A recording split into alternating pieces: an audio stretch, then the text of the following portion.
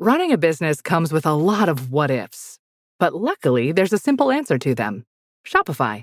It's the commerce platform behind millions of businesses, including Thrive Cosmetics and Momofuku. And it'll help you with everything you need.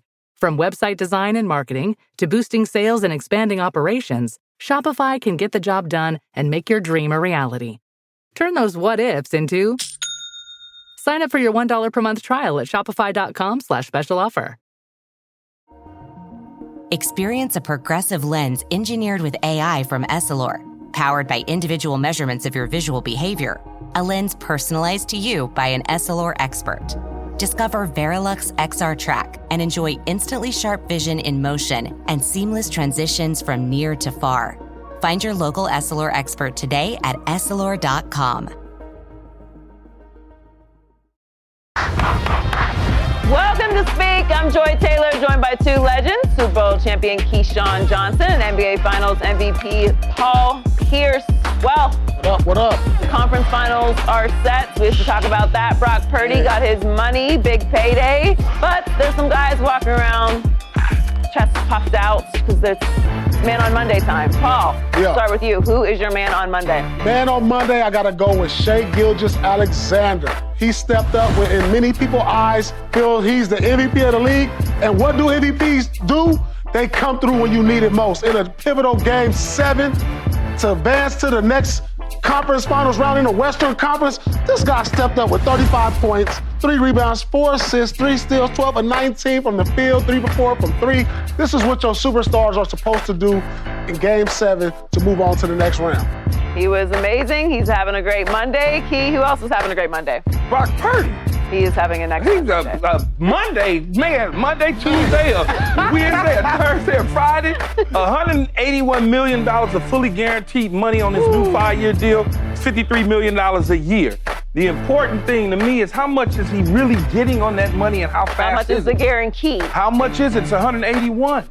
Okay, he's gonna see about $165 of that in the first 3 years. So he can count.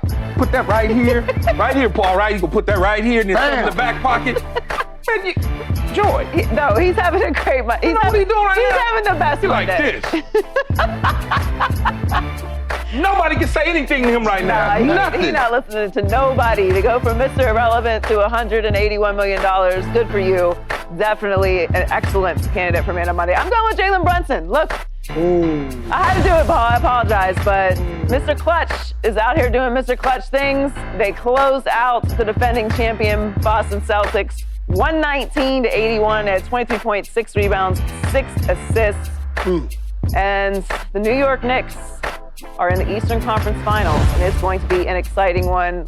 Lots of questions about Jalen Brunson, if he was the guy, and it turns out he is. He's having a great Monday. But let's get into it. The ups and downs of the Celtics-Knicks series was almost as long as Paul's walk into work. Let's have one more time of Paul's attempt to motivate his team to a series win. I tried. Celtics lose Game 2 at home. I promise you, I'm walking here tomorrow. The man of my word, though. This is crazy, dog. I can't believe this. You be careful out here, man. Where you see go? All right, dog. So right now, we feeling good. We up 25. Ain't no way we give up a 20-point lead again. All right, we feeling good with a convincing Game 3. On to Game 4. Hackett lost the ball. Anunoby all by himself throws it down. And Tatum is hurt. Tatum is down.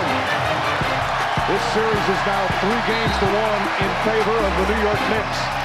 The Celtics win it by 25. The defending champs will go to New York and play the Knicks in Game 6. We got to do this for me. I took this walk.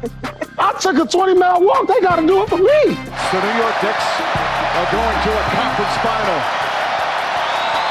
And they do it in dominant fashion as they defeat the Celtics in 6 games. And we've got Fox Sports senior NBA analyst Rick Bucher with us now. As you just saw, the Knicks eliminated Paul's Celtics in 6 games, despite the best efforts from our Celtics legend. He did the walk. It helped a little bit. Got us one more win. It did. It extended. You look skinny, man. Did you? Man, How much did you lose? I lost some. I done definitely dropped some lbs. Yeah. Stressed LBs.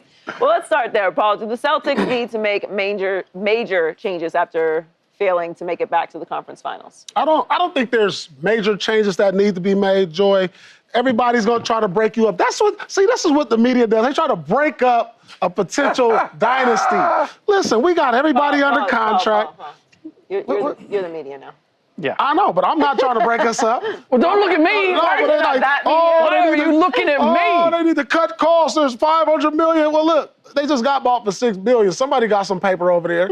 So I'm just saying, though, what they need to do, they can use, like what all championship teams do that, don't repeat. And as you look at the roster, you look at contract situations, they don't need no major changes, because when I look at the core, the main core for me is Jason Tatum Brown and Derek White. I don't know what's going to happen with Porzingis. He has one more year guaranteed before he becomes an unrestricted free agent.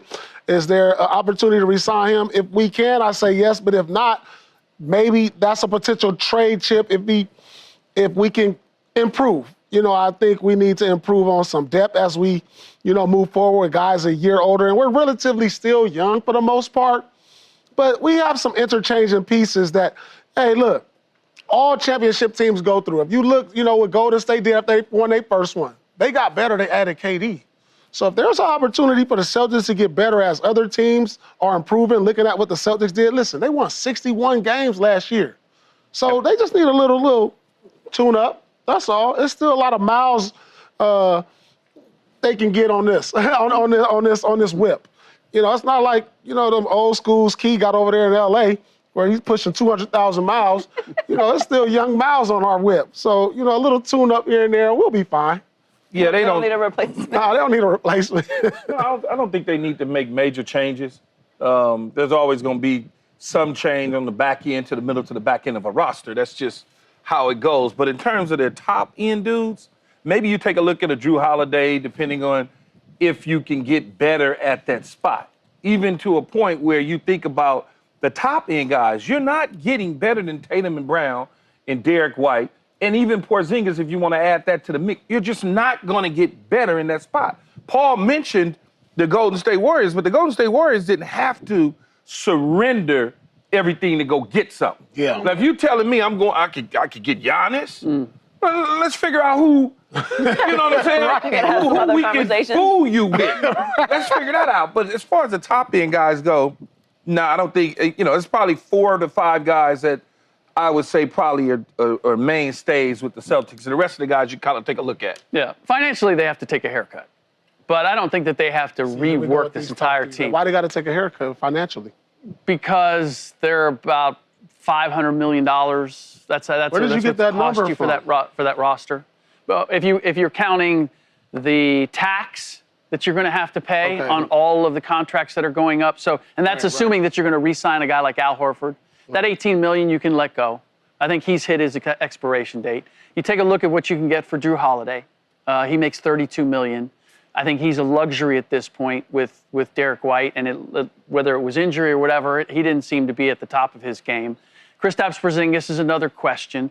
But look, Derek White, among their core players that Paul referenced, he's their oldest guy at 30 years old. The rest of them are younger than that. And I'm counting the Peyton Pritchards and pieces like that, which Sam Hauser, like all of those, their depth was one of their strengths. And so I think they have to be surgical. I think you take a look at, can you move Kristaps? Can you find another rim protector big who can play in the mid-range? What's your replacement for Al? Because you do need some size. But the other part is I just look at the Eastern Conference. Like, who scares you in the Eastern Conference? There's maybe Cleveland, but outside of that, or maybe New York, maybe Indiana, but there's no team where you look at and you go, oh man, we got to go get this in order to compete with them. I think the Boston Celtics, as is, healthy, is capable of competing with any of those teams. I don't think they need major changes, but I agree with you. They're going to take a haircut on a couple guys to get that tax down. And then you have to consider that at least for next year, you're not going to have Jason Tatum back. So if you want to continue to compete in the East, at least next year, you're going to want to add some depth to your roster. Because it's not like they're mailing it in on next year without Jason Tatum. They still have enough with their core to compete, but to make a deep run, probably not. So you want to make some changes. Nothing that's so dramatic that when he's back, you're in a bad spot. Right. You're not going to leverage all of that, but you have to stay competitive. You know, they'll do some tweaking. I'd like to see what they do with Porzingis because he seems to be such a critical part of what they are when they are successful. But you saw when he wasn't at 100% what it did to them. So do you keep him? Do you go look for a cheaper baby version of him? Does that even exist? But why would I give you a baby version of him if I know that baby can turn into a Porzingis? I'll tell you what, because he's in the last year of his deal. So if you have a guy that you don't really buy into, that is kind of the same, but you're hung up, you've invested in him long term. We'd give him Jackson Hayes tomorrow. We'd do that. I'm going to ask for a little bit more than that. But by the way, the Lakers are. We'd give him that. I knew you were going to work the Lakers into this. I'm just saying, we'd give you Jackson Hayes. You want that? You got to throw in Richie Rui. You got to throw him in. We might do that. Oh. We might. Okay. Well. I'm just trying to find a landing spot for him. You might have that. Just being an agent right now. You guys are the Lakers are the cautionary tale in my mind, Joy, because they have, I don't think the Boston Celtics should overreact to getting knocked out in the second round. Yeah. All right? Because the teams that do, then they go and they make some grandiose deal, and it helps them in the short term, but it hangs them up in the long term. I just don't think the Boston Celtics should be thinking that way. Well, it's tricky to me because even though Tatum went down, they were, in my opinion, going to lose this series regardless. But they had just won the one. They won it at home in 6. I mean, was it 5? Yeah, game 5, they won at the crib. That was. Excuse me? 4.4% chance of winning after going down 3-1. They still before he got hurt, they were down what? That was a pride. points. That was a pride. That was a pride game. You're at home. But you still got to say, if Jason Tatum had been healthy, they could be more than they came back 3-1 versus Miami.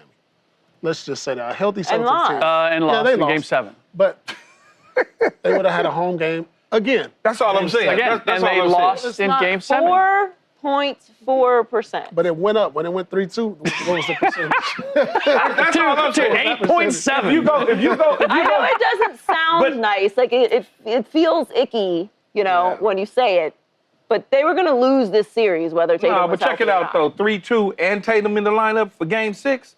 I don't know that it would have been at a 4, whatever you said, or even at 8 something. No. 8%. That's not how the percentages work. If you go down 3-1, can we at least all agree they were going to lose that game, whether Tatum got hurt or not? Yes, I could agree that. Okay. So they were down 3-1. I don't remember. They were down 3-1. All right, well, Here we go. You're outnumbered. So we all felt that they were. We gonna go remember 3-1. for you. Yeah, they were down. Yeah, they were down. They were going to lose that. So they were going to lose this series. Like, okay, we can say that with some pride or whatever. They're going to lose this series whether Jason Tatum was healthy or not. I'm not going to say that. You think they're going to come back from 3-1 because they had Jason Tatum? If they go back to Boston. Did you not watch the first 4 games? I understand. Yeah, remember when they went down 0-2 to start the series? Remember they lost the first 2 games at home? They was also up by 20 in every single game, including the one that they won. That's not a point in their favor. Yeah, But you don't get like an asterisk next to it, but at some point they were up by a bunch of points. No, it's worse than that. They lost every game despite being up by 20. I understand. We're going to spot you 20 and we're still going to get you. I understand that. But they played poorly at the end of those games and the Knicks won. All I'm saying is it's a different mindset when you're 3-2 versus 3-1. Your mindset's going to be different. Not going to New York for a game. That doesn't change. Mindset's going to be different. I hear what you. I love a good mindset. It's important to be, mentally stable. But the 4.4% existed after they went down. Okay, so look, they had a chance. You're telling me there's a chance. Yes, they had a chance. They had a 4.4% chance statistically that they were going to come back. I think Jason Tatum is an incredible player. I think the Knicks were better than the Celtics throughout the entirety of this series. I don't care that the Celtics went up 20 points. They lost that lead, which means that they either did not respect the Knicks, they weren't as physical, or they weren't good at closing in this series. Whatever it was, all I'm saying is they need to make some changes because even if Jason Tatum was available, in my opinion, they were still going to lose this series, and math is on my side. Paul is over there thinking so hard. You got anything, Paul? Yeah, I do got something. Okay. But I'm saying Jason Tatum, we don't know the timeline on him, right? So we figure that an Achilles injury takes about 10 months, I want to say, which is probably going to be most of the season next year if they decide to bring him back. So if I'm the Celtics, why panic and make a move to where I'm probably, I would look and see what type of team we are first. Because think about it, like if they're... You mean mid-season sort of? Let's like see come back as is. Yeah, think it. With Jason Tatum out, I want to see what we look like. Mm-hmm. I don't need to make a move just to kind of see what changes do I have to make. I don't have to make no changes. I could just play it out, say like something happens where Porzingis misses times, which he does, and we become a bottom-tier team or even a play-in team. Mm-hmm. Because we're dealing with injuries, we're dealing with age, we're dealing with a lack of depth probably moving forward. And so why force a trade and say, hey, let me make a move, not knowing if we'll be, where does that take us? Well, first or second round? But that's what I'm saying. I'm not saying without Tatum force something, but understanding that they were going to lose this series, minus the 4.4% chance. They were going to lose this series whether he was healthy or not. Now, I understand he's not going to be healthy for most of next season. But I'm saying looking at where you are, they should still assess, why did we lose this series where we mostly had Jason Tatum? How did we go down 0-2? Like, what are the tweaks that we need to make so that when he comes back and we are at our full strength with our core, that we aren't going to lose to the New York Knicks in the second round? Well, I look at the loss to the Knicks. This was luck. I mean, this was. I mean, like, no, think about this. No, I'm serious. And I say this every year in the playoffs. In order to win a title, you have to be good and lucky. If I'd have told you Boston's going to be up their first 2 home games by 20 points and they're going to lose both of them, you have to have a little luck on your side. And the Knicks got lucky. Yeah, they were lucky that Boston was terrible at closing them out. Boston missed open shots because when they did all the analytics, when I looked and they said out of the 100 threes they shot in the first couple games, that 60 of them was wide open, and that means within 6 feet of your man. They don't normally do that. So they got lucky. And that's a thing. Luck is a thing. But so are mid-game adjustments. Like if you're chucking the ball at the board and it's bouncing off or instead you have of nothing going else in, to go maybe to. you start making the adjustments in the mid-game so you don't shoot 300 threes and make 4 of them. Well, they don't count it. They didn't count on missing them at an NBA record rate. You know what I'm saying? We broke an NBA record for misses. We didn't expect that.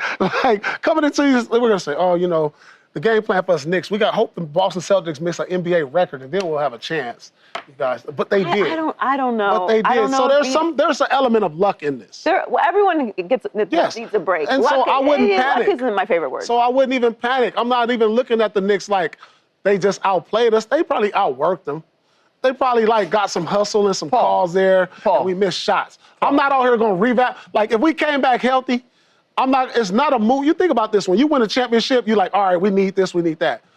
There's nothing on the Knicks that tell me we need to revamp our roster to beat them. Paul, there is nothing about luck when it comes to a best-of-7 series. Yeah, it is. The best team always wins. Rick, I won a title. Series. We got lucky, too. You want me to tell you why we got lucky?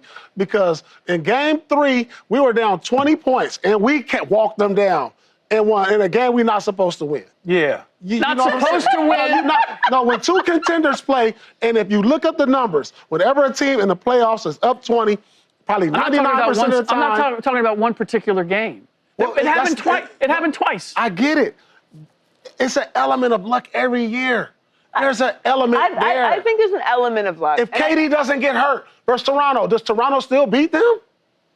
They got lucky that he got hurt. You see what I'm saying? There's something along the road that helps you get there. Yeah. You know what? In the big picture, I agree with you. But in terms of a matchup, to suggest that the New York Knicks were lucky to beat the Boston Celtics, yeah, because that was a terrible matchup for them because they were were already winning the Celtics. series before Jason Tatum got hurt. If you want to say, if Jason Tatum, you want to. I'm not even talking. If you want to throw that in with Steph Curry getting hurt in Game 1, 13 minutes in, they got lucky. Houston got lucky. I'll give you that. Yeah. But applying luck to this particular series, I am applying luck because it's not the luck that Jason Tatum went down. It's the luck that you came back from 20 in 2 games in a row in the Boston Garden. You do twice. I don't think it's luck. Keith, up 20. Lucky?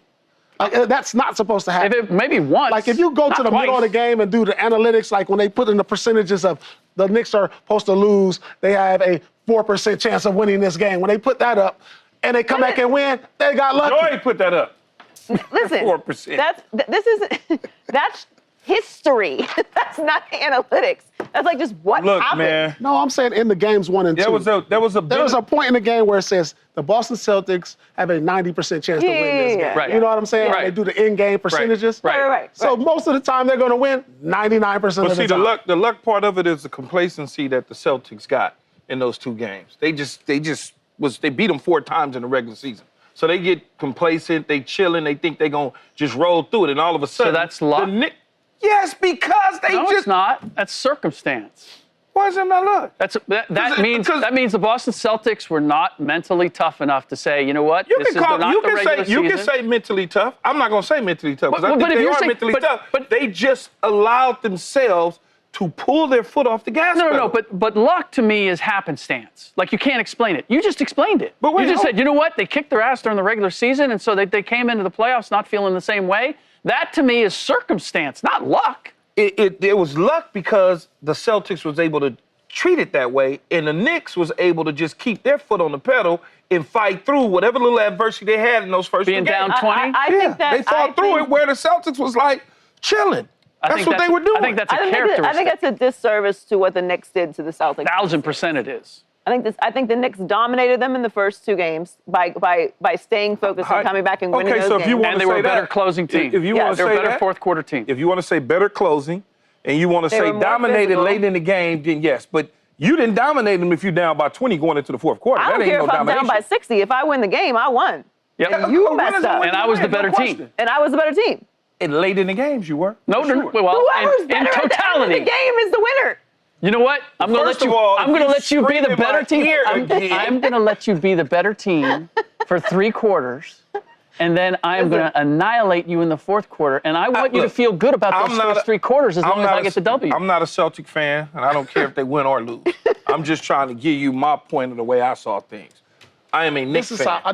I'm rooting for the Knicks. Look, this is how I saw it. Think about this. You have 2 boxers, go 12 rounds. I beat you up for 11 rounds, and then you caught me in the 12th, and you slapped me. Yep. Who was the better fighter? The guy The who one that won. caught you in the 12th round. I beat you up for 11 rounds, Yeah. though. The one that won. I let you wear yourself out. You got dropped the lucky. gloves, and I You threw an popped you. overhead beat. Ain't no luck. All right, somebody who definitely won, which we will all agree on that, is Brock Purdy. Huge news in the NFL over the weekend. Brock Purdy and the Niners agreed to 5 years, $265 million extension. The number that he cares about is the guaranteed $181 million in guaranteed money. And he ties former Mr. Irrelevant with Jared Goff for the 7th most in average annual values. The Niners also signed linebacker Fred Warner to a 3-year, $63 million deal today. So the Niners are signing some checks. But key to the Niners, make the right move to sign Brock Purdy for $53 million a year. Yeah, absolutely. They could have signed him for $60 million a year if they wanted to. All they had to do was add another year or 2 onto the deal, stretch it out, make it sound good. But it's not, as you said, in your lead-in right there. It's not about the 65 the 53 or the 53. a year. It's about the 181. Mm-hmm. And 181 to 265, I believe, if my math is correct, is about 70%. That's what I'm talking about. Give me 70% of my damn money. Give me 75% of my money. Because it's really, if you break it down, it's probably a 3 or 4 year deal based on what he's going to get in the first 3 years, which is $165 million. He'll get that. The 4th year, he'll get 170. By the time, if he's worth the grain of salt, any good at all, by the time he gets to that 4th year, they'll be renegotiating his deal some point in that 3rd season if he's worth anything to get cap relief and to extend him because they don't want to have a contract holdout or anything like that. But I'm happy for him, man. Really, I am. Guy was scheduled to make about $2 million this year. You know, in real world, yeah, that's good money, but we're talking about an athletic world, an athlete's world. This dude, man, I'm already looking at houses over the Bay Bridge if I'm him. I'm already, you know what I'm saying? Rick, he already out there trying to see, well, do I want to be over the Bay Bridge or do I want to be, where do I want to be over here? Do I want to go all the way to Marin County? Like, he's already dreaming. Good for him, man. I'm happy for him. Really, I am. Let me tell y'all something. Listen to this. He already done been to the Super Bowl, been to the NFC Championship game, got hurt. If Brock Purdy wins a Super Bowl, this is going to be the greatest football movie we're going to watch ever. If he wins a Super Bowl, think about that. Mr. Irrelevant wins the Super That's going Bowl. to be the name of the movie. Yep. It's going to surpass Rudy and what's the other one? What's the other one with Sammy Jackson? Which one? I mean, that was Coach Carter. It's going to pass all them movies up if he wins a Super Bowl. Remember the Titans? Right. Come on. This is the last week of the draft. This is like a throwaway. You know what I'm saying? It's like seeing that dollar on your floor in your house now. You just look at it and walk past it. You know how dollar bills look at us like, come on, you walk past them now. They're like, oh, let me get that. I've got to pick that up. You know the interesting thing that Paul brings up, Rick?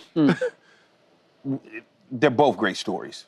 But which story is it Kurt Warner or is it Brock Purdy? If he wins a Super Kurt Bowl. Warner Well, of course he's got to win a Super Bowl. win a Super I'm just Bowl. saying, if he wins a Super Bowl, That's what I'm saying. which one of them is like, Well, I mean, you also have Tom Brady, who was a 6th-round pick.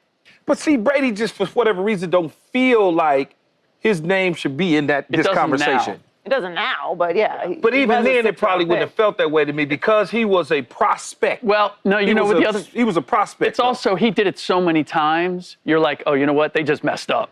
Right, they missed on him. Right. As opposed to Kurt Warner, you found starter something. though at Michigan with a full scholarship. Yeah, that's fair. That's so fair. it's like Yeah. he doesn't really belong in that conversation. What do you think, fair. Rick? Right move?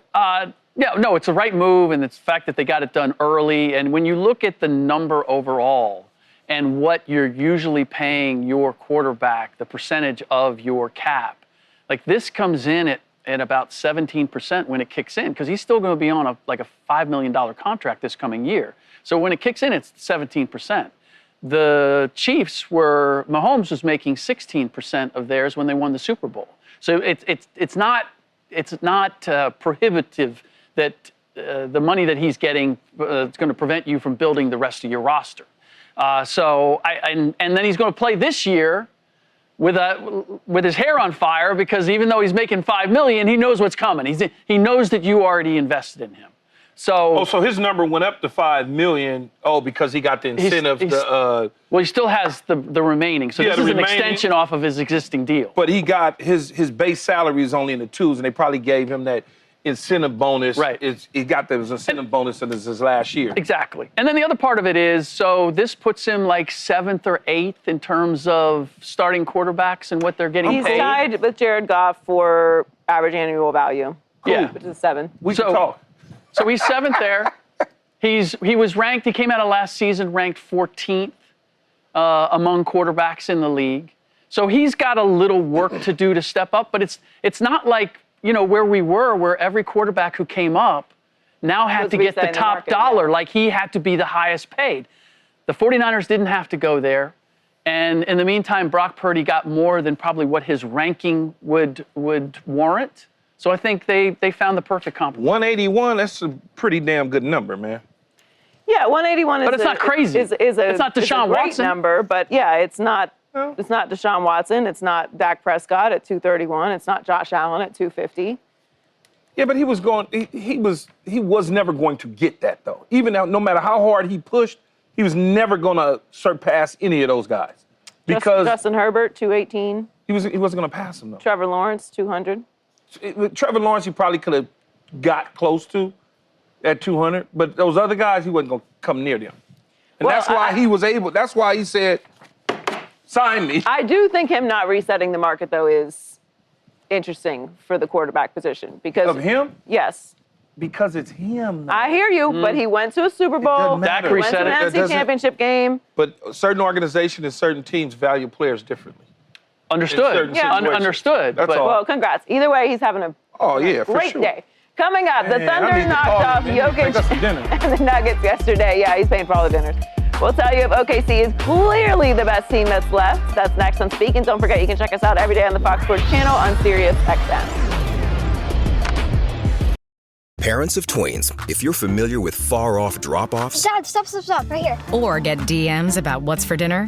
You may be experiencing tween milestones. For your son or daughter, these can start at age 9. HPV vaccination, a type of cancer prevention against certain HPV-related cancers, can start then too. For most, HPV clears on its own. But for those who don't clear the virus, it can cause certain cancers later in life. Embrace this phase. Help protect them in the next. Ask their doctor today about HPV vaccination. Brought to you by Merck.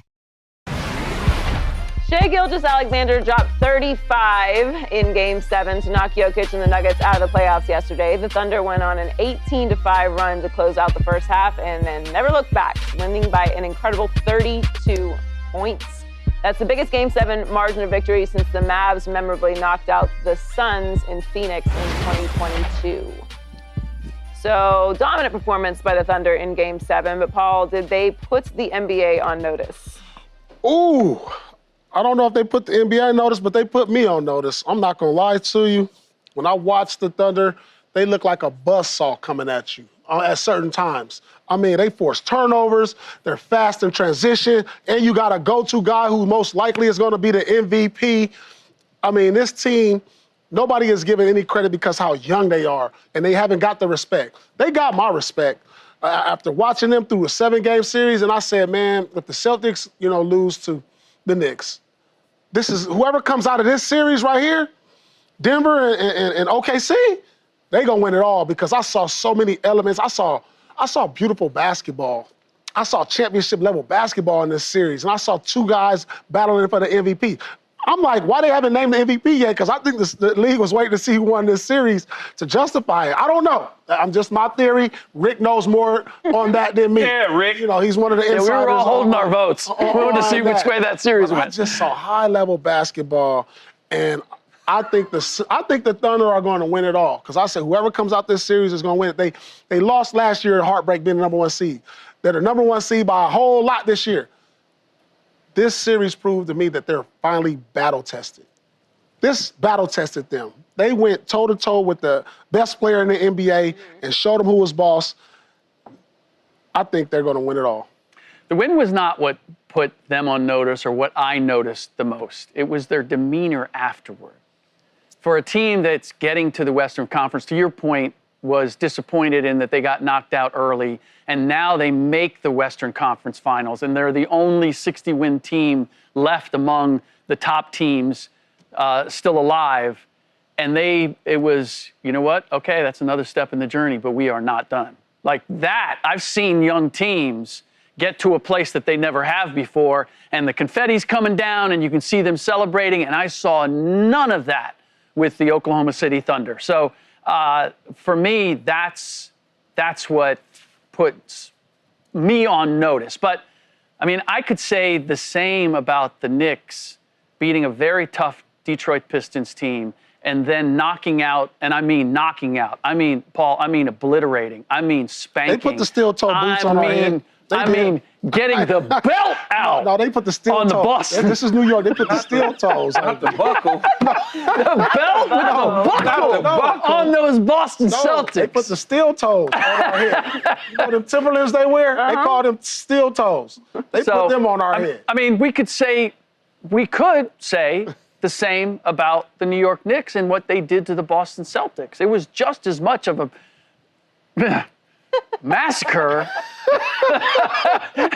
as what Oklahoma City did to the Denver Nuggets. So I think that I noticed how the Thunder took the win, but do I think that this makes them a prohibitive favorite? Have they put the fear of God in the Pacers and the Knicks and the Timberwolves? I wouldn't go that far. See, I look at the regular season when you used to get 60 wins. They already put, you say the rest of the NBA, but they took care of that business in the regular season. You only got 3 other teams outside of them in the postseason. Mm-hmm. So they certainly have opened the eyes of Minnesota, of the Pacers, and the Knicks to be able to watch, because they had enough time to watch those games and see how they ran up and down the court on the Denver Nuggets. So I think when you look at it, if anything, it's the teams that's left in the playoffs right now that they have woken their eyes up and been able to say, oh, they are for real. They did win 60 in the regular season, but they also have now carried that into the postseason with the shellacking of the Denver Nuggets. So Rick is right. When you were a young team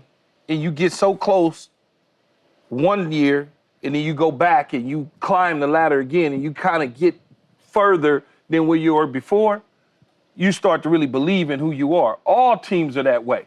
I mean, Paul's teams were that way, my teams were that way, where we were knocking on the door and we thought we were this, and then when we finally hit, that was the case. But I love that they're not satisfied by that. Oh, you're never satisfied by taking by the it, next. though. Well, so I've seen teams that woo, we finally, they take a breath, right? And they didn't take a breath. The other Well, it's reason. not finished, though. Business not done. Understood, but I think one of the other reasons that I discount it, and I wonder, Joy, what your perspective is the fact that they were playing a Denver Nuggets team that was running on fumes at that point. I mean, if we're saying so now Denver's running on fumes. No. If we're saying it's because of the way they won the game, that it was a 32-point blowout, I have to acknowledge the fact that Aaron Gordon was playing on one leg. You have to acknowledge the fact that they did have a game where they beat them by 40 points, too, in the series. Remember that in game 2? Yeah, okay. That puts me on notice because that doesn't happen. This is the Denver Nuggets.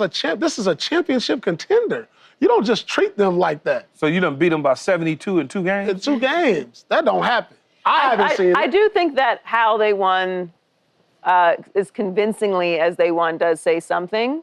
It was a game 7, and it is the best player on the planet that they're going up against. And obviously, like Paul said earlier, you need a little luck. So maybe they got a little luck that Denver wasn't at 100%, just a little bit. Listen.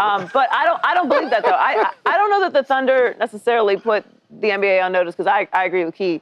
You had to have been paying attention to them this year. Yeah, absolutely. They've been quite dominant. They've been doing this to teams all season long during the regular season. But I do think it's important that they closed out the Nuggets, because the Nuggets have the ability to pull it together for a game. They could have won that game, but they not only won, they won convincingly. But the 23 forced turnovers is what stuck out to me, because it wasn't just that they were fast and they were moving the ball and they felt all on the same page and they were playing great basketball, but the defense is interesting as well. They were messing things up for Denver. They were stopping them. They were stealing the ball. They were just playing with another energy level than Denver was playing with, and that is what is scary about it to me. Because that to me is why they won. You think they got the right draw though, Paul? Like if they would have, meaning they being a number 1 seed, that they got the right teams that they went up against. If they would have maybe seen Steph got hurt, but if they would have seen a Golden State early, or maybe even a Laker Clipper early, would it be a different? I think this playoffs was all about matchups. I do believe in the Western Conference. Because when you look at it, you got the lower seeds advanced, like Houston. Yeah. They got a bad draw getting Golden State. And then Minnesota was a bad matchup for Golden State. I thought it was a certain draw. And also in the Eastern Conference, look at Indiana. Mm-hmm. That was as much as people want to say they thought Cleveland, but when I looked at the matchups, I was like, hold on, this is going to be a problem for Cleveland to get past. I didn't think it'd go 5. I thought it'd be extended a little more, but that was a bad matchup for Cleveland. I think Cleveland would have beat New York. Yeah. You know what I'm saying? So it is what it is, but I'm on notice. Giving New York no love, no credit. I did give them some credit. You beat the Celtics. Of course you get some credit.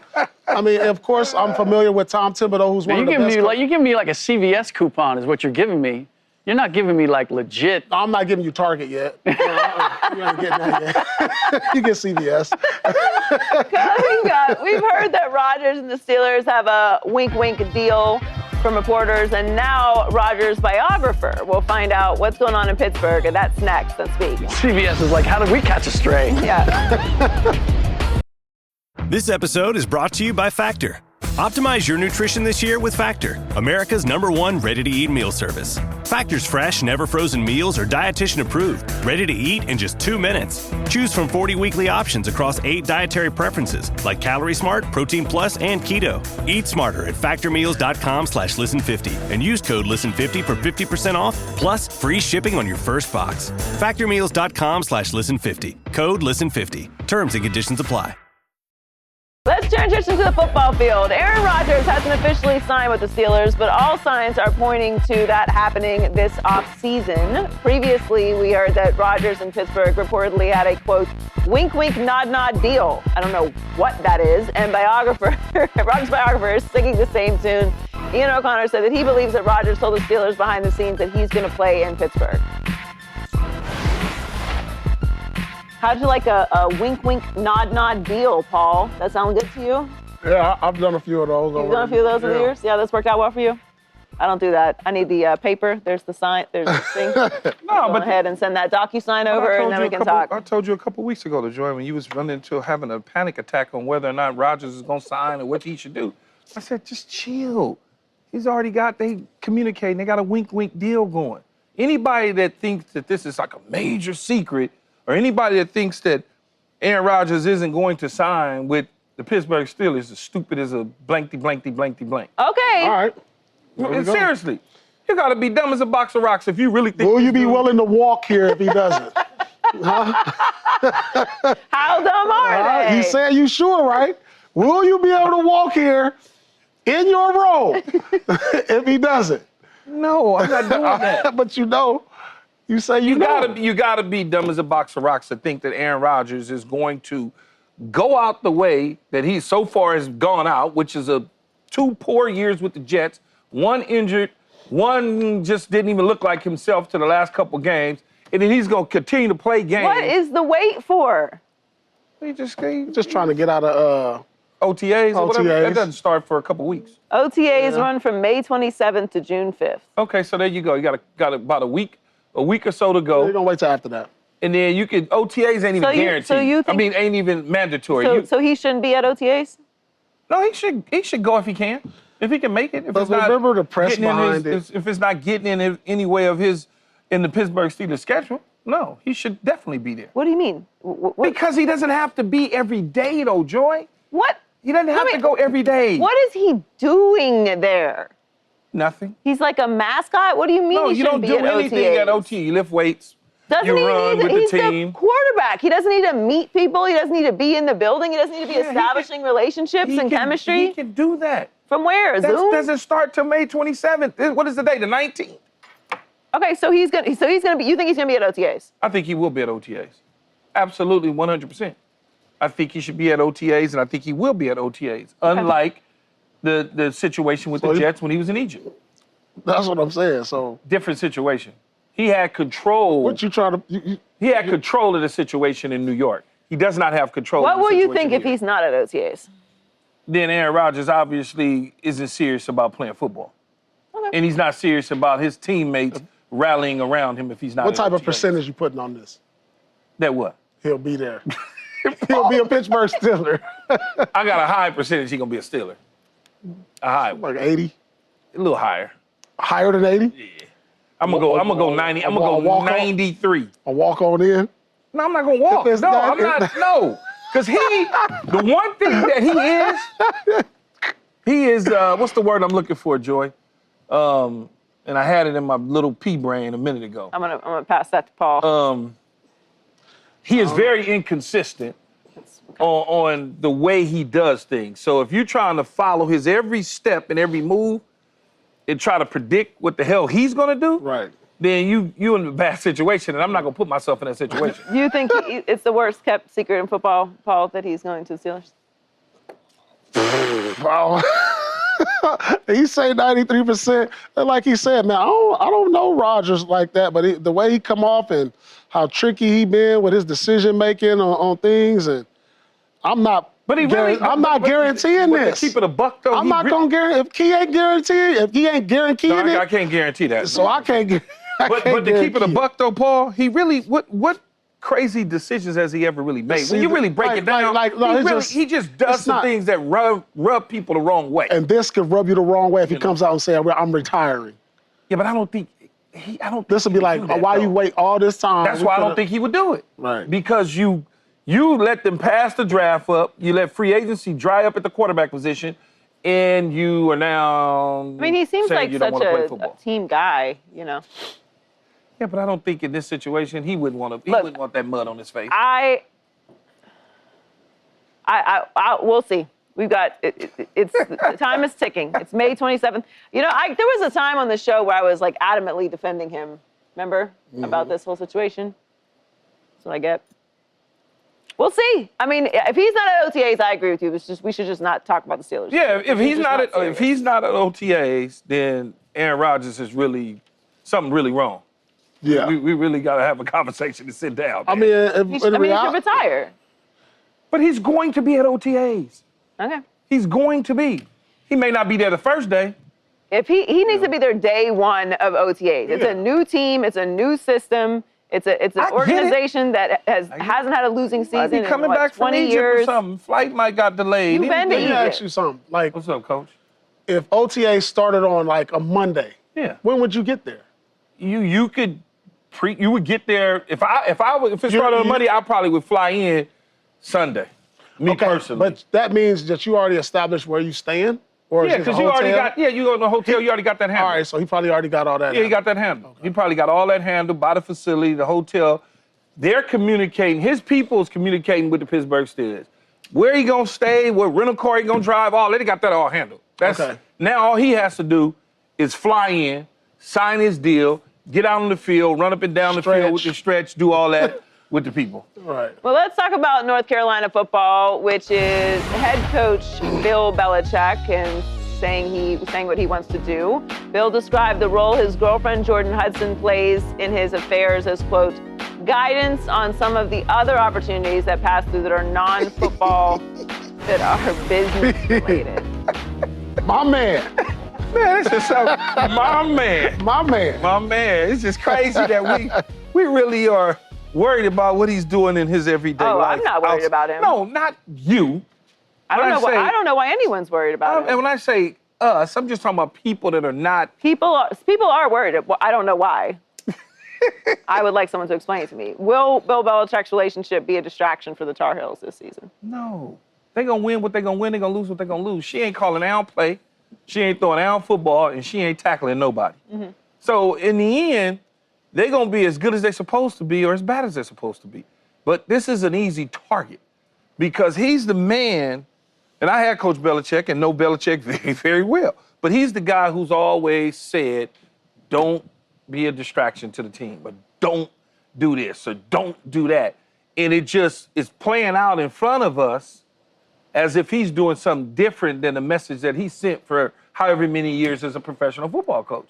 And so the media, which I like at times to remove myself from, is fascinated by Bill Belichick at 70 plus years old, dating a much younger woman in her mid-20s. It becomes this lure to everybody in the social media world now that is affecting North Carolina. Well, they had a pretty good spring of football going on, Paul. It didn't affect them at all. He's happy with it. If he like it, I love it. So why do we really give a damn what he's doing? I don't. It's like crazy. It's crazy to me. But I believe Coach is all right. He's fine. I mean, why would he not be all right? Well, people make it seem like he's not all right because of the interview when she said, I don't want to talk about our relationship, or he doesn't want to talk about the relationship. They don't know that man and his girl's conversation and what, I don't want to say control, but what he will, and I don't want to say allowed either because then it's going to make it seem a certain way, what he will communicate with her about, so to speak. We don't know. He's giving her full autonomy to do whatever she wants to do. Why do we have a problem with it? She got the playbook. She got the playbook. What do you think? What do you think, Paul? Would be a distraction? I think it's already a distraction. Because for one, this is Bill Belichick. And at this point, no, but listen, if you get a Bill Belichick coming in like we got a Deion, we should be talking about the next 5-star recruits that's coming in right now. Like, oh, did you see because of Bill Belichick, he got the top quarterback in the nation or the top receiver or defensive player in the nation. These should be the conversations in the media like, oh, look at his influence. Look at what it has brought. But instead, we're talking about his relationship. So in a sense, this is something that can spread in the locker room so maybe one day one of the players is getting asked this question. You don't want that. You know what I'm saying? They don't get asked. That's what I'm saying. So it's already a distraction. But even if... Like, what's going on in recruitment? What's going on? Like, have y'all started planning for next year already? Like, we ain't hearing none of that. We talking about his girl. But also, part of it is because of Deion's personality, okay, versus Belichick's personality. Belichick's personality was as dry as a bag of peanuts at the pro level. More interesting now. This is more interesting. Right. Because anybody that followed Belichick throughout his career ain't nowhere in the hell you would ever thought that Bill Belichick moving like this. was moving like this. Right. No, Paul, for real. Right. He was moving like Joy knows somebody. So now when you see it, like that. you see it becomes fascinating to those that are out there. They like it. It's interesting. I think it's great. Because this ain't his first girlfriend. She seems very smart. Yeah. Yeah, yeah. I'm gonna stay right there. We just gonna move on. I think she's brilliant. I'm here for it. Yeah. Also, if he is, if she's controlling him that much, why would he be capable of being the head coach of North Carolina? But she's not controlling him. Of course not. That's That's my point. He's doing what he wants to do. He's doing what he wants to do. If he's not doing what he wants to do, we should have some bigger concerns. That is 1,000%. So are you concerned about his ability to coach? No, I'm not concerned about his ability to do anything. Right. At all. I agree. Period, Paul. That's the end of that discussion. I'm not concerned about his ability to do anything. I, too, am unconcerned. I think she's doing a great job with real estate. Coming up, the Celtics are out of the playoffs. But she should do. Find a way to keep them in the Truth Lounge. Stick around to find out who is in the Truth Lounge next on Speak.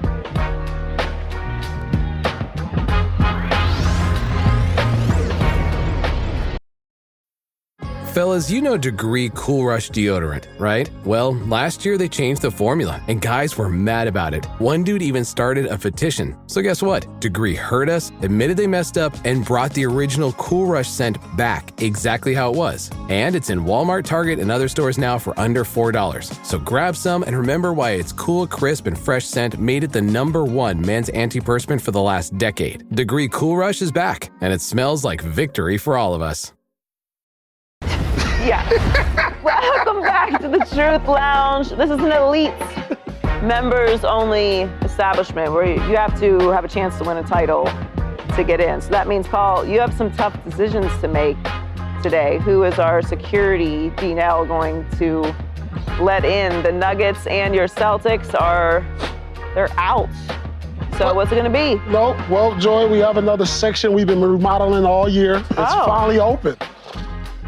We expanded the club? We expanded the Truth Club, and we've opened a new room in the Truth Lounge called the Respect Room.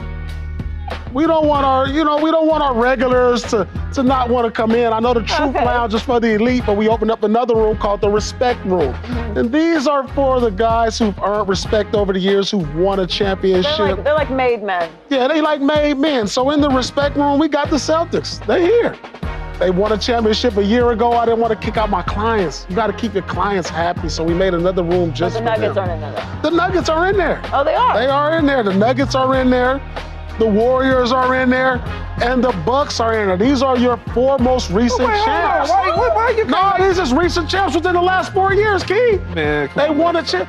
Yeah, the last 4 years. The Bucks have been knocked in the first round, the last 3 years straight? For the last 4, I'm allowing my last 5 champions in the Truth Lounge. I mean, you're just letting anybody up in here. Well, where the Lakers at?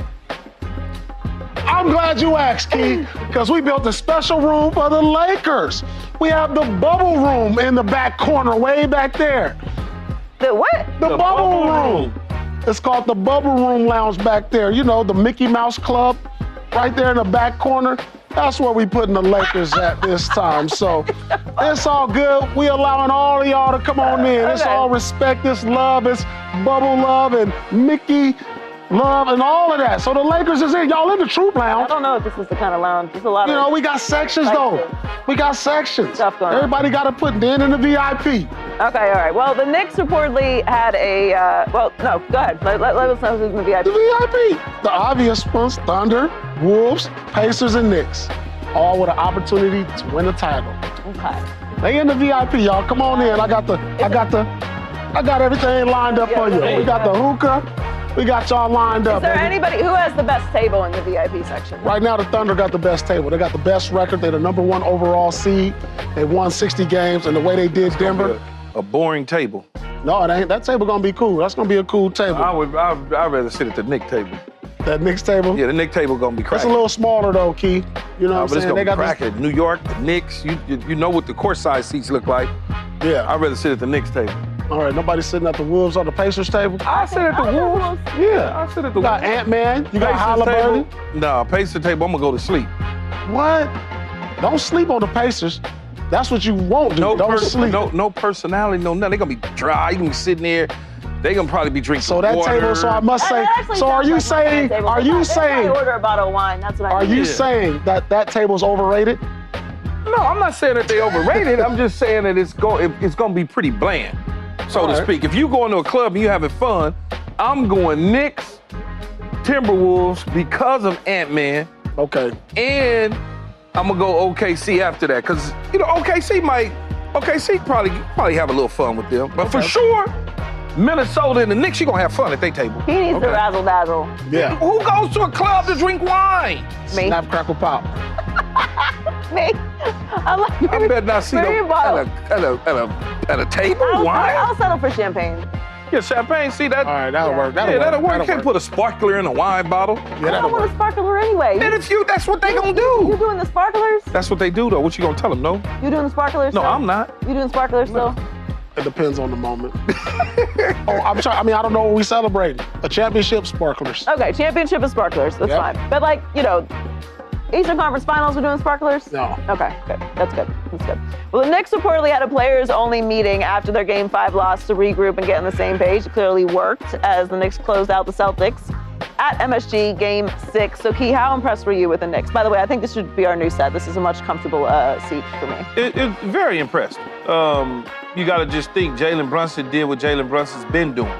And even at times, Cat decided to participate in the festivities. But it becomes even more impressive because of the people that was in the building. There were so many Knick ex-players and so many, I like to call them new Knick fans, even though they claim to be from New York, and all of a sudden they go into the games and wearing Knick uniforms and hats and all that sort of stuff. But I was really impressed. Look, did I think, and we had this conversation earlier, if Tatum was available for them in Game 6, that would have been a different Game 6? Of course I do, 100%. Even though they took care of business the last time they was in Garden with Tatum on the floor. So you think that if Tatum was available, they would have won Game 6? Do you think they would have won the series? Man, once you win 6 and you back in Boston, they didn't have no choice but to win the series. 4.4. I understand, and they're part of that 4.4, right? To take it to 6. Take it to 7. A long time ago. Yeah, but it just, because what happens though in these situations is all of a sudden, as you know, 3-1 is different than 3-2. You're gonna feel a whole lot different as the team that was up 3-1 to all of a sudden you 3-2. As I said the other day, it's hard to shoot a BB out. I know, it's so you get tight. You get tight. I'm very impressed by the Knicks, though. I think they went off. No one saw them going by the Celtics. I don't think it's just luck. I mean, obviously, the Tatum injury is awful, and I'm sure New York wanted Tatum to be out there. The best players want to beat the best players at 100%. They don't want any excuses, but New York was in control of that series the entire time. They were going to win that game regardless of whether Tatum got hurt. I don't think that they would have come out of the series just by the way that the Knicks were playing, the physicality that they were playing with. So I'm very excited to see what this Eastern Conference Finals is going to end up looking like. Paul, can you say anything nice about the New York Knicks? Yeah, I was impressed with the Knicks. They did it. They beat the champs. So my hat's off to them. They did it in convincing fashion in the last game, obviously. Definitely put the steel-toe Timbs on our neck. And, it's just, man. But the thing is, I hated the way they celebrated. You look at they put the TV on the fans, all celebrating all outside, getting on the But I told you they was going to go nuts. You know that. You played in New York. Man, but my hat's off to them. Great series, guys. Okay, we got some nice words. I just meant you have to be nice to them. They're clients of the Truth Lounge. Yeah, I know. Y'all my clients. Y'all good. Y'all good. Memphis just hit me, Paul. They want to know what's they at the door waiting to get in. Memphis? Yeah. Hey, D-Nell. No. No. Close that up. The Caitlin Clark, Angel Reese rivalry lives on. We'll talk about the latest chapter of that story next on Speak. Just can't get in. No.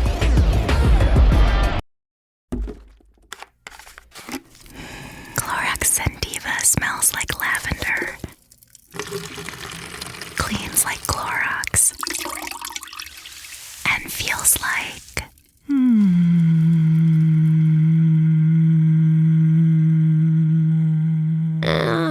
That could go on for a while. Experience the long-lasting freshness of Clorox Scentiva, available in Clorox Scentiva Lavender Scented Bleach.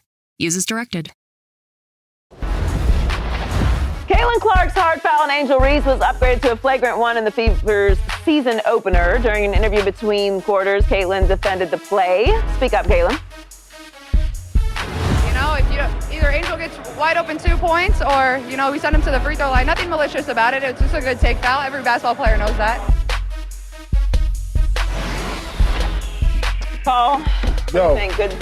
Good foul? That was a little excessive foul, but it's a good foul. Yeah, because, Angel Reese under the basket, that's an automatic 2 right there. With the circumstances I had and how they was playing, that's a good foul. I'm not sure if I thought it was a flagrant foul, though. I saw the other angle, though. She did shove her from behind. It was like a shove. It was also a flop. And a push. No, like this angle didn't look like it right here, but I saw a different angle. Right there, I saw the other angle on the other side. Yeah. She actually kind of pushed her. It was a little excessive. And think about this: the ref is not going to give you a flagrant foul if it wasn't. We just, as viewers, we saw one side of it and figured, oh no, that's just a regular foul. No, it was a little excessive. That's why she was issued a technical foul. You haven't been watching enough WNBA. Refs are sketch. Oh, they do give out fouls. Look, the problem I have is she watched Angel push Aaliyah Boston, and she says to the ref, hey, why aren't you calling that? They make no call. She's like, well, I'm not letting you have a layup after you push my girl to get the offensive rebound. So. Yeah, I want to remind everyone also, the WNBA is chippy. Yes, they play hard. So, I don't want to say it's due, but this is how the WNBA plays. Yep. It's physical. Yeah, it is. There are hard fouls. There are fights, they're playing with intensity. I don't know that it was a flagrant, but it was definitely a hard foul. It was a hard foul. I don't mind them upgrading it to a flagrant. Certainly a hard foul. It was a hard foul. But flagrant, so what? She did give him a little action. Angel did. Flop action. Angel's arm went up, so it looked. No, it gave it some action. She gave a little bit. She did push her, though. But that's okay. She did push her. No, she pushed her. Yeah, they didn't call it. Well, okay, so you're supposed to make sure that they call the foul. So they didn't call it, but what she did, she said, I'm not giving up 2. You want to make sure she doesn't get the layup. Yeah, you know. That's what you want to make sure. Angel needs to make sure that they call that foul on her. Yeah. She was fouled hard. The foul that they should have called on Angel for pushing Aaliyah. Hey, it is what it is. That's how it goes. Yeah. Sticking with basketball, the Nuggets are the latest team to get bounced in the playoffs, so it's time to do our exit interview for Denver. Paul, what grade are you giving the defending MVP, Nikola Jokic, for the season? Remember, Mr. Paul is guy. Can we? Everybody wants Mr. Paul's class. I want to know what he's giving the Knicks. Right here. A big A+? A+ for Nikola Jokic. I forgot. This guy is one of the most dominant players of this generation. He had 240. Didn't he have 240-20 games in this last series? At least 2 40-point games. But, yeah. Listen. There's nothing I can say bad about Joker. He gets an A+ in my eyes. Yeah, you give him just simple A+. The guy most likely will finish second in the MVP, if not first. According to Rick, it'll probably be 1 because Rick gave him that vote. Gave it to him. He earned it. There's no question about it. But where would the Nuggets be without him? Just imagine that. Nowhere. He gets a big giant A+. He deserves it. What do you got? Rick, it's very hard. What? I'm going A-. Unreal. Because... second in the MVP gets an A-. Yeah, look, he was great, and maybe it was because he didn't have enough help around him, but he wasn't as good in this series as he was in the previous one, and I felt like if you look at the turnovers became an issue. You got to find a way not to allow Alex Caruso to front you and have as much of an effect as he did in the final game. So he was great. He was great. He just wasn't great enough. Man, Slick's class is tough. Oh. Come on, it's an A. It's still an A. Yeah, but it should have been A+ across the board. Yeah. He's an A+. You voted for him for MVP this year. I ain't taking You're asking me what he deserved. He had 40 points. Read it. What grade would you give Nikola Jokic this season? No, for the exit interview. His exit wasn't very good. Wasn't very good. Oh, Paul. 40-20? Lost in the second round. Bucher, man. Bucher be tripping. Man. All right, Paul, what grade are you giving Jamal Murray this season? I'm giving Jamal Murray a C. It's just too many times I thought in the series. And, in my eyes, a lot of people look at Jamal Murray like an all-star that's the best player that's never made an all-star game. Mm-hmm. But in this series, he was too up and down. At times, he was invisible when they needed him the most. And I needed him to come up big in Game 7, and he didn't.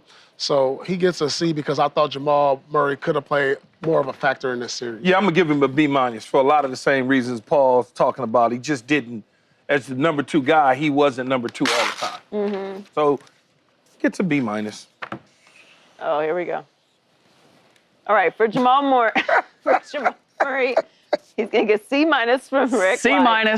Look, he was below average. He wasn't as bad as he was in the playoffs last year, but he wasn't as good as he was in their championship year. He's 27 years old. This is not a time where I can justify Jamal Murray falling off of his game. He should be getting better, not plateauing or getting worse. So this is slightly below average.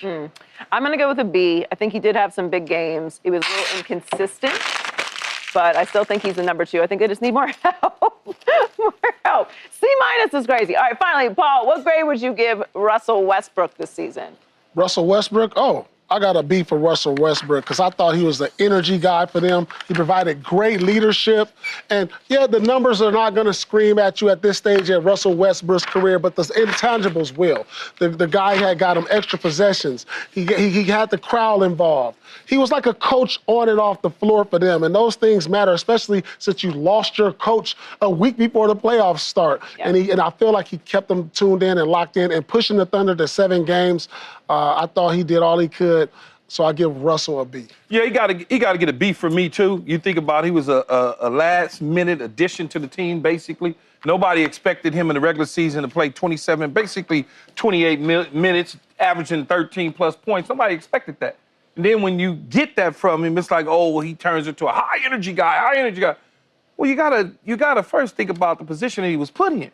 They got him from the Clippers, and then all of a sudden he goes there and do the things that the people didn't anticipate him or expect him to do. Get a B for me. What are we doing? I'm going to give him a B, but I'm going to give him a backward B just because. Oh, my God. I don't know what that was. Is that a butt? Yeah. What's a backwards B word? Yeah, well, it's a backward B because with all that you guys said, yeah, it was just a little too glowing for what I got from Russ. He was unexpected. Because you're saying that he was better than you expected him to be. No one expected. Since when do we get a B because we were better than we thought we were going to be? As many people trashed him, though, and it was like, oh, they just bringing him to Denver just because. No one said he's going to be the 6th or 7th or 8th man on this team. No one said that. He was surprisingly good.